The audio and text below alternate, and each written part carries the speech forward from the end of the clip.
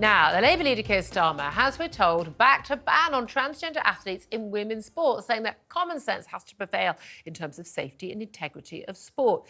But is it really a U-turn? Joining me right now is the fantastic Olympic medalist swimmer and author of Unfair Play, The Battle for Women's Sport, Sharron Davies. Good afternoon to you, Sharron.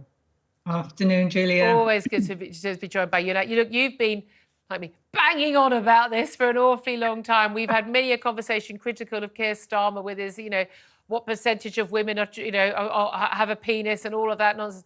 But your thing's always been about sport and about safety and about fairness and women's access to sport, as it is being destroyed almost day by day by the arrival of, I would call them cheats, other people would call them trans athletes, but people claiming to be women when they are not. Keir Starmer has been, he's been all over the place on this, on the fence, off the fence, but he said he's supportive to protect the female category of sporting competitions. So this is common sense. But is this actually a full U-turn by him?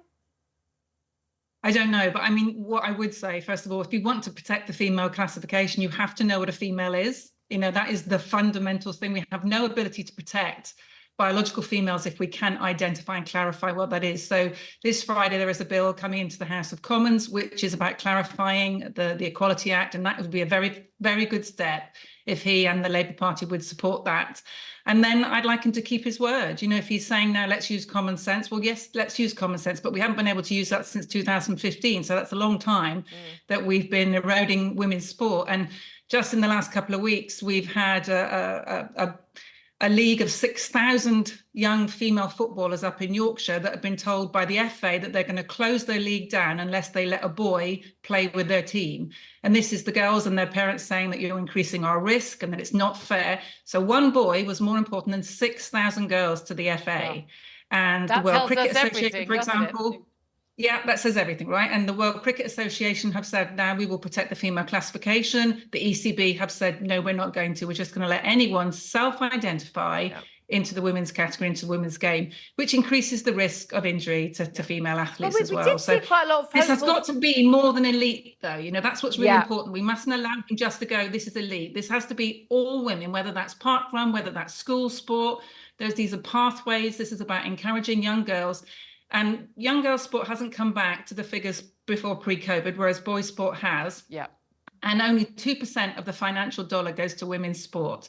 And we have 1,000 women in this country that earn their living and 11,000 men that earn their living from sport. So women have a very tiny piece of the cake. Yeah. And now we're being told that we have to move over. We have to give quite a lot of that back. Now, a lot of people will say, oh, what's the big deal? It's just a handful of people. Why can't you just be nice, Sharron? Well, explain why it's not just a handful.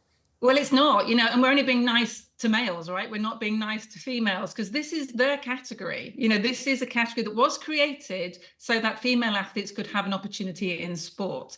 And if we look at all Olympic results, it just would mean that the women wouldn't ever win anything if we just got rid of categories. And it's the same as saying, well, I'm a 15-year-old, but I feel like a 12-year-old. So I'm going to go and race with the 12-year-olds and I'm going to win, or I'm going to choose to go and race with the 12-year-olds. So that's what we're allowing to happen. Or I'm a heavyweight boxer and I'm going to fight a featherweight. Exactly. No, that wouldn't be. And the thing is, everyone would know that was unfair. And yet somehow we're still having to have this argument when even things like, cycling, swimming, rugby, football, there are such big fundamental differences in men's and women's bodies, not a tall man or a short woman, but fundamental differences in our hips, in our lung capacity, size of our hands and the feet and things that mean that there is a clear advantage for men. What do you make, though, of things like politicians like you, Keir Starmer, who say things like trans women are women, that's a mantra, and 0.1% of women or whatever have penises, apparently, but they're still women, and yet they say, oh, of course you shouldn't put a rapist behind bars with women. Well, how come? Oh, well, of course they shouldn't play against women in sport, which is what he seems to be saying. Well, are they women or aren't they? Why are you making people you think are women play against men? They know that trans women, biologically, men, born men, stay men for their whole lives, they know they're not women. So why are they? I mean, they're gaslighting us, aren't they?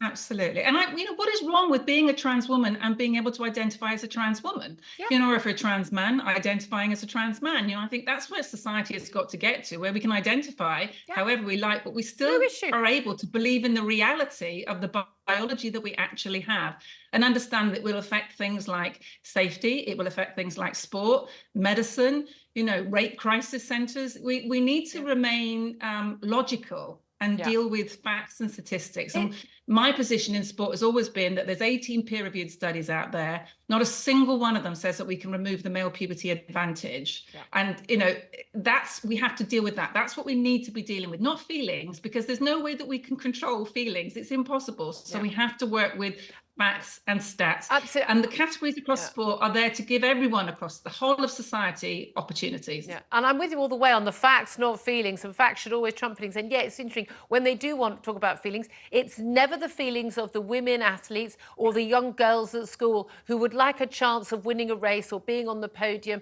and achieving. It's always the feelings of a man who's telling us that he's a woman, or a boy who's telling us a girl. I get incredibly upset, Julie. All the documentaries that we ever see on television are all about the poor transgender athlete. No one has ever gone to the female who's been pushed aside in her own category, who has had a serious injury that's ended her sporting career, or been told that you're not good enough to go to the Olympic Games because we're bringing in a 41-year-old male who competed 20 years ago to have your spot.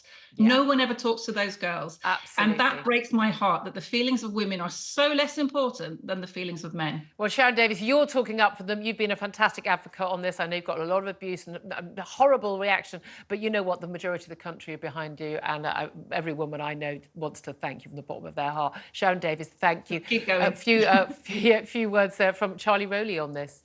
Well, I thought that was brilliant, and Sharron is brilliant, because as a football fan, an Arsenal fan, I just know how much work has gone into women's football, and getting that to a point where they are packed out stadiums to see women play football in sport.